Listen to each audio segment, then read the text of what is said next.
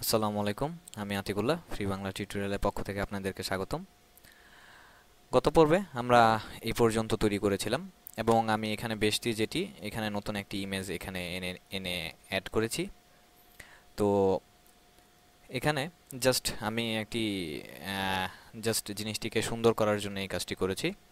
তো এখানে আমি যে এটি করতে পারি যে এই যে আমার এই তিনটা ইমেজ আমার ছোট ইমেজ। সো আর এগুলো আরেকটা।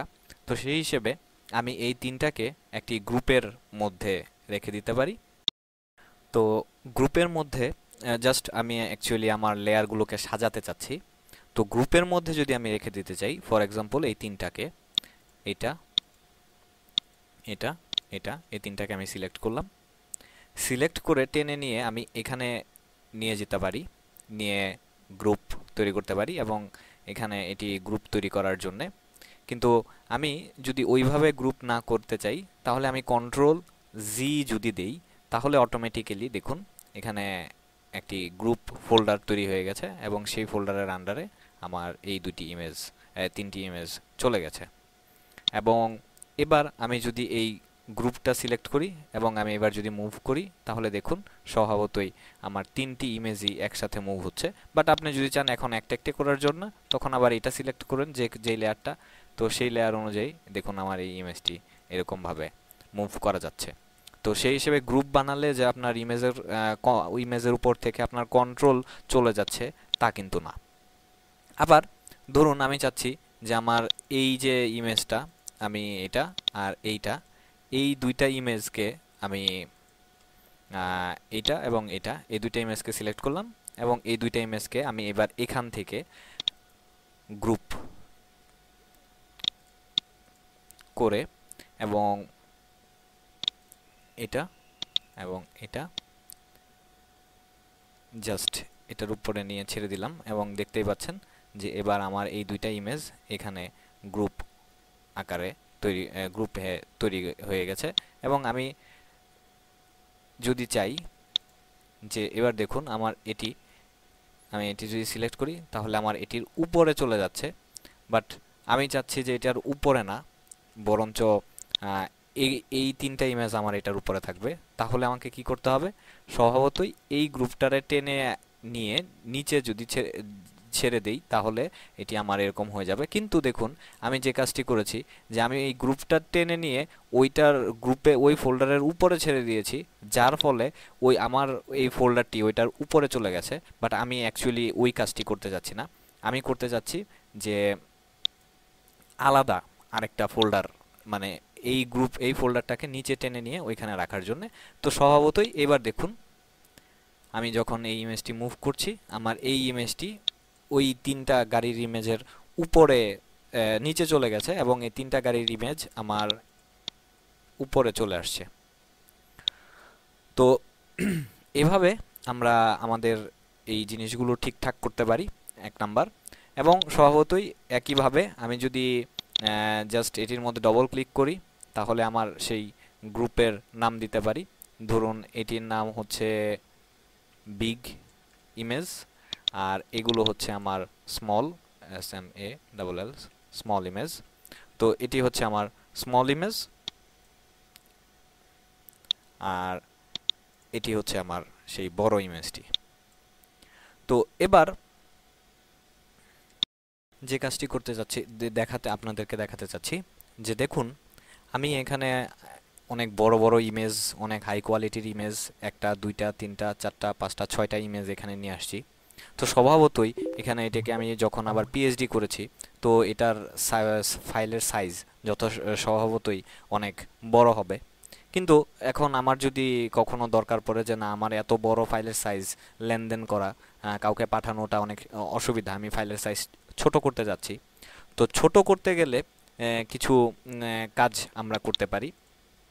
যেমন এখানে দেখুন যে আমার এই তিনটা ইমেজ, এই ইমেজটার মধ্যে যদি আমরা ক্লিক করি, তাহলে সে বলতেছে যে আরেকটি নতুন ফাইলে এটি ওপেন হবে এবং এখানে দেখুন যে নতুন আরেকটি ট্যাবে এটি ওপেন হয়েছে এবং এটির ইমেজের কোয়ালিটি, এখানে যে ইমেজের সাইজটি যতটা ছোট রয়েছে এখানে কিন্তু সেই ছোটটা না, একেবারে বিশাল আকৃতির যে বড় ফাইলটা আমি নিয়েছিলাম সেই বড় ফাইল আকারে দেখাচ্ছে। তো আমরা স্বভাবতই যেমন, এবং এখানে নিচে আপনারা দেখতেই পাচ্ছেন যে আমার এই ইমেজের সাইজ হচ্ছে এখন 32.7 MB, মানে প্রায় 40 মেগাবাইট এই পিএইচডি ফাইলের সাইজটি। তো স্বভাবতই এখন আমার কারণ হচ্ছে যে এখানে আমি এটাকে ছোট করেছি এবং সেটাকে আমি স্মার্ট অবজেক্ট দিয়ে ছোট করে নিয়েছি, যাতে ইন ফিউচারে যদি আমি আবার বড় করতে চাই তাহলে যেন আমি ইজিলি সেটাকে বড় করতে পারি, যাতে আমার ইমেজের কোয়ালিটি খারাপ না হয়।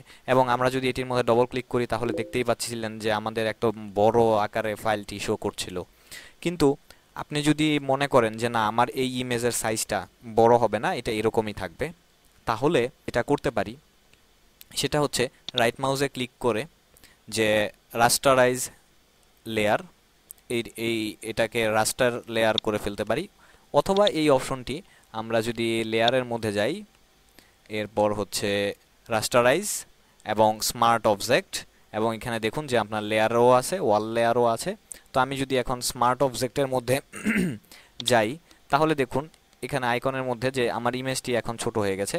এবং এবার যদি আমি কন্ট্রোল-T দেই, এবার যদি আমার এই ইমেজটিকে বড় করি তাহলে দেখুন যে ইমেজটি ফেটে গেছে এবং ইমেজের কোয়ালিটি আগের মতো নাই।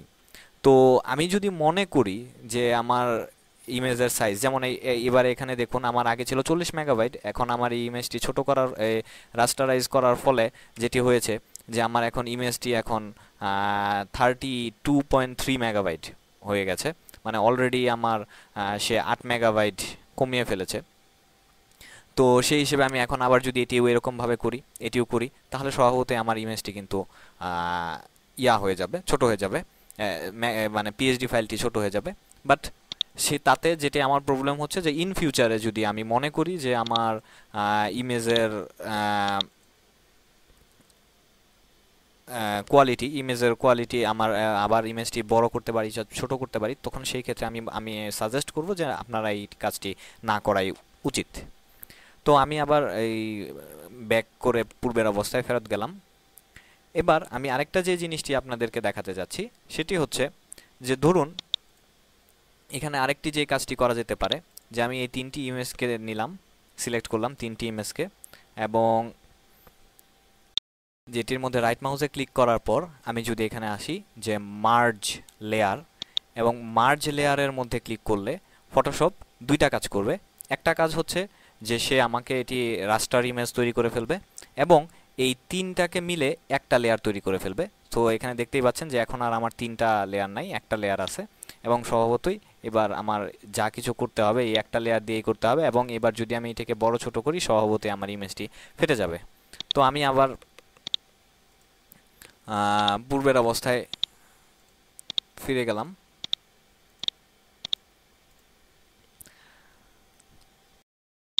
আবার যদি মনে করেন যে আমার এই ইমেজটির কাজ শেষ, এবং এখানে আপনি যদি লেয়ার এবং ফ্ল্যাটেন ইমেজ, আপনারা এখানে লেয়ারের বক্সটির মধ্যে ক্লিক দেখেন যে আমি যখন ফ্ল্যাটেন ইমেজের মধ্যে ক্লিক করছি আমার পুরো ইমেজটি এখন একটি লেয়ারে তৈরি হয়ে গেছে এবং একটি ইমেজের মতো করে তৈরি হয়ে গেছে। তো এতে আমার সব লেয়ার আমি হারিয়ে ফেলেছি এবং আমার পুরো ইমেজটির এখন দেখুন পুরো ইমেজটির সাইজ হচ্ছে 3.75 মেগাবাইট। সো এখন আমার 40 মেগাবাইট থেকে 3 মেগাবাইটে চলে এসছে। সো এখানে আমার এই ইমেজটি এখন বড় ছোট আমি কিছুই করতে পারবো না, তো স্বভাবতই সেটি ফেটে যাবে। এবং ইভেন আমার লেয়ারগুলোও আমি হারিয়ে ফেলেছি, যার ফলে আমার ইমেজের কোয়ালিটিও কমে গেছে। এবং আমার যদি আমার ফাইনাল ইমেজ হয়ে থাকে তখন আমরা এই কাজগুলো করতে পারি, 1 নাম্বার। 2 নাম্বার কথা হচ্ছে যে আমি এইভাবে যদি না করতে চাই, আবার পূর্বের অবস্থায় ফেরত আসলাম, ফাইলের মধ্যে গিয়ে এটিকে যদি আমরা ধরুন সেভ এজে যাই, সেভ এজে যাওয়ার পর এখানে দেখুন আমি এটিকে যদি জেপিজি আকারে সেভ করি, স্বভাবত এখানে আমার লেয়ার থাকবে না, নর্মাল জেপিজি ফরম্যাটে থাকবে। তখন সেই আকারেও আমি সেভ করতে পারি, যার ফলে যে আমি ওই ইমেজটি যে যাকে দেওয়া দরকার তাকে আমি জেপিজি আকারে পাঠিয়ে দিলাম, এবং আমার কাছে সেই লেয়ারটি থেকে থাকলো।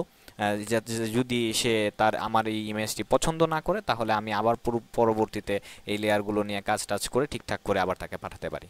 তো এরকমভাবে আমরা অ্যাকচুয়ালি ফাইলের সাইজ এবং আদার্স যে ব্যাপার স্যাপারগুলো, সেই ব্যাপার স্যাপারগুলো নিয়ে কাজ করতে পারি, এবং স্বভাবতই সেটা আমাদের পরিবেশ পরিস্থিতির উপর আমরা কোন পদক্ষেপটি নিব সেটি নির্ভর করছে। তো বন্ধুরা, আজকে এ পর্যন্তই। সবাই ভালো থাকবেন।